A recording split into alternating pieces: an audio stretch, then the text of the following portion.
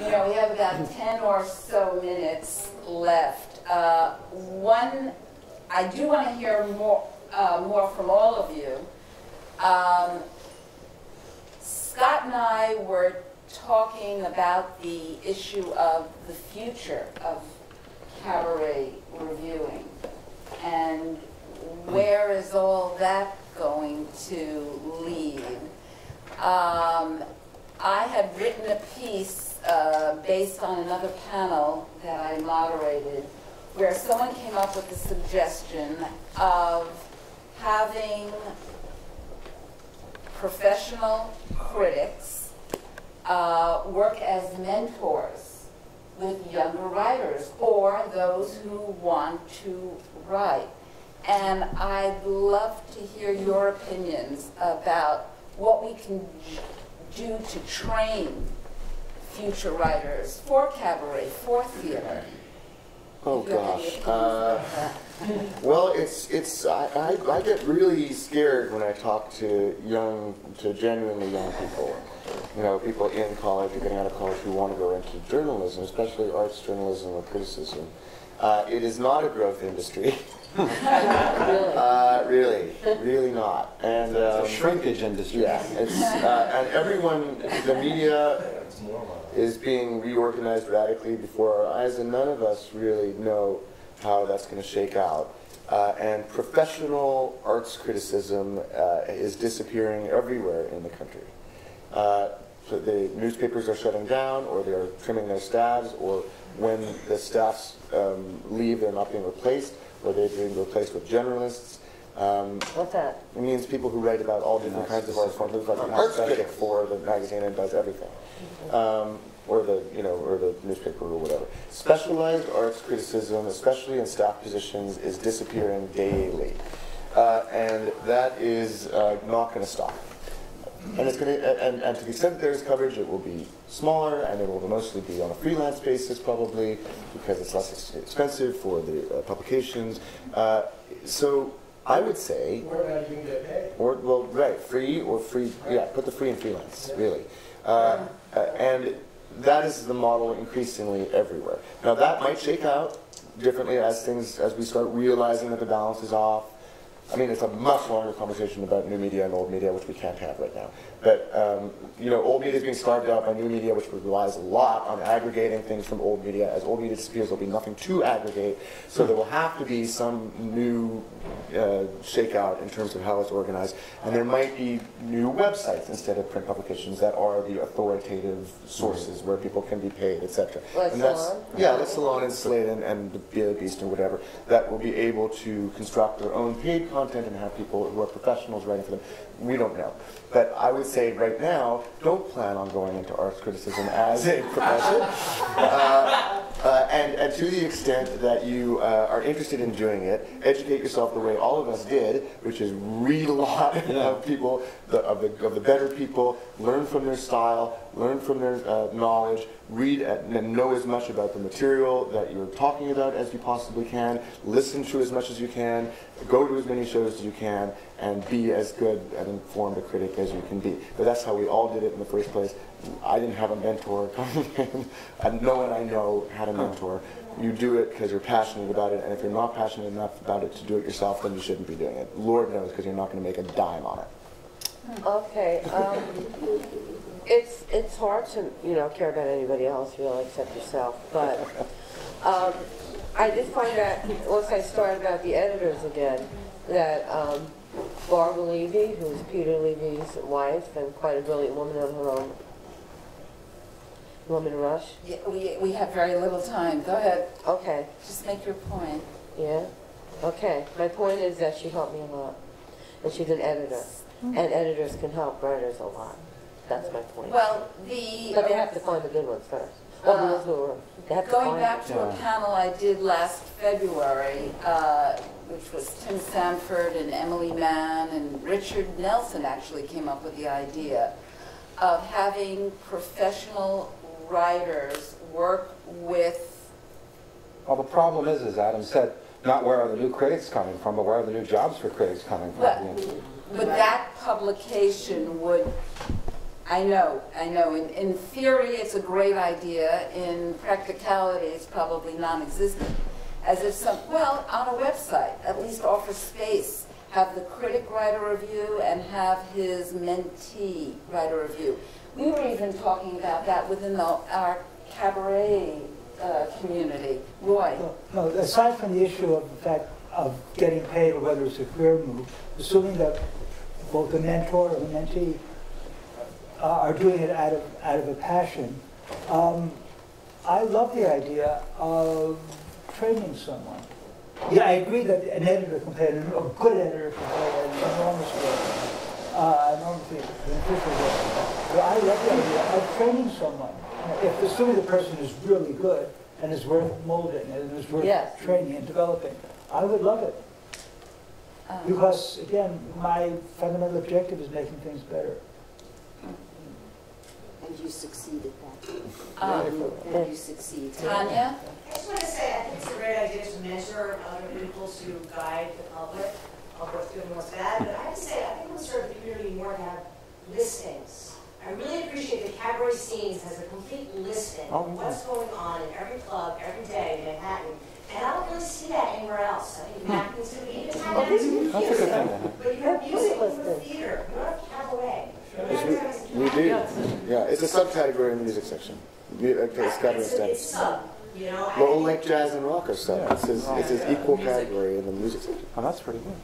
It used to, well, I would like to see it more, but this is what's happening, and you know, I'll talk about time out just for a second, because we just have fewer, because of the media climate, we have fewer spaces, we have fewer pages, and so, you know, I put in, and I did it by hand for 8 years, put in every show that was at the major venues and wrote blurbs for most of them. We don't have room for that in the magazine anymore, in print, so a lot of that content is being shifted online. And some of it is just disappearing entirely because we don't have the time to do it. In the jazz With world, regards to listings, I too appreciate that Cabaret Scenes does that. That takes an enormous amount of time to do. And money. The person is, that's exactly right. That means money invested in doing it. I recommend, since we have at least that resource in Cabaret, that people support that by actually purchasing the magazine if they can, because that is a huge asset that is there, as well as the reviews and other stuff there. It would be impossible for me to actually do listings. It's hard enough to get everything else if I have somebody that works with me 15 hours a week, just keeping the site active. So you're right, though. Listings is a huge thing. And when a magazine is losing its pages or things are being crimped down, it is going to be one of the first things to go. It's always been, and it will continue to be, because of the amount of advertising that doesn't come from the cabaret community to support magazines. If we did support magazines with advertising, I'm sure they would pay more attention to us.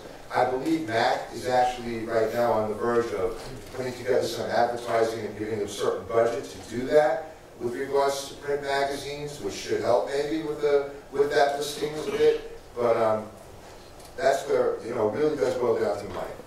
Okay, but all this is an answer to how to get butts in seats, but this is all about the quality of a review. So we have time for about 2 more comments to the questions I threw out. new people. New person, right. Rob Lester. Here's a new person. New person. I just want to clarify something as someone who works at Cabaret Scenes. About the listings. Well, about that and also the readership, just briefly. As someone who's worked on the mailing list and everything, we actually have a large readership that is not industry people, so it really is a mix.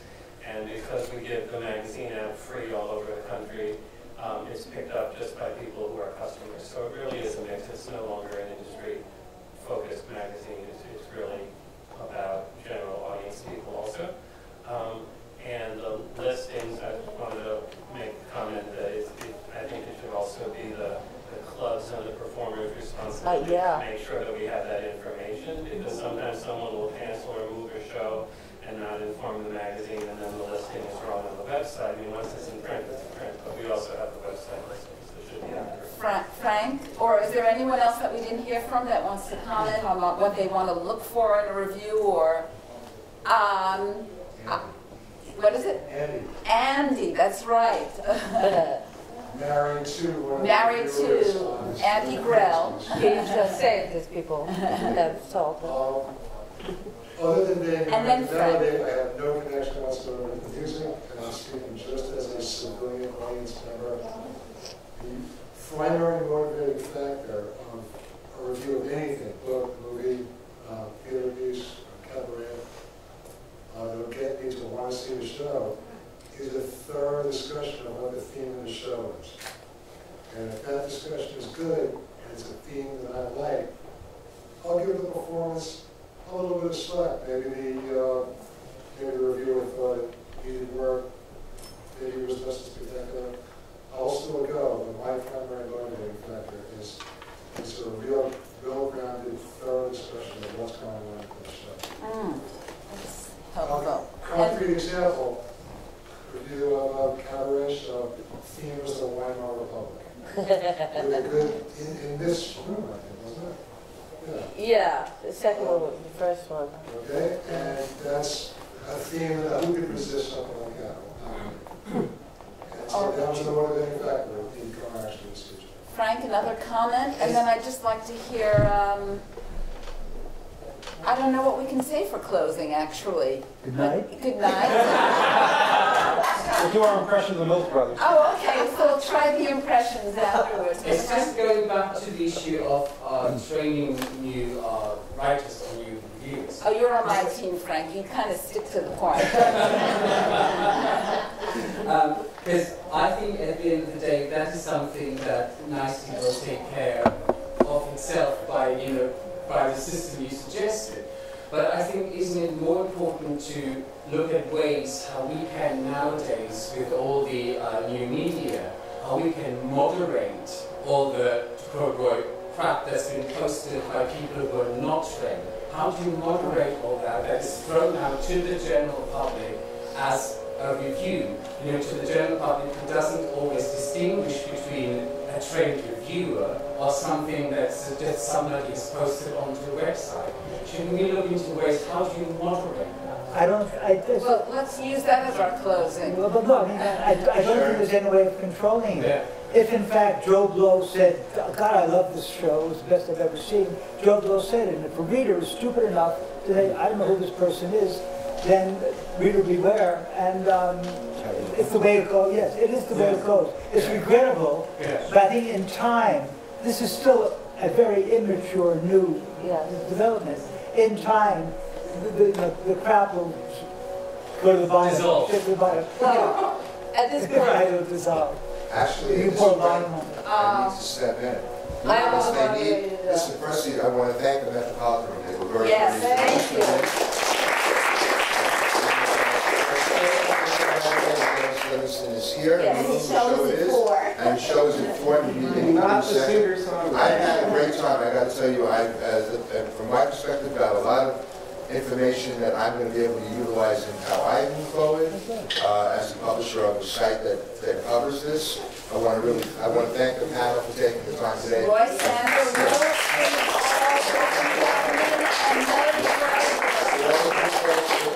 all for coming and braving the weather and getting here. Really, thank you. Mac for helping to co-sponsor this event, and if you're not a MAC member, you should join. And They speak are to Julie moving Miller, forward. who's right Julie over Miller, here. Vice President, is here.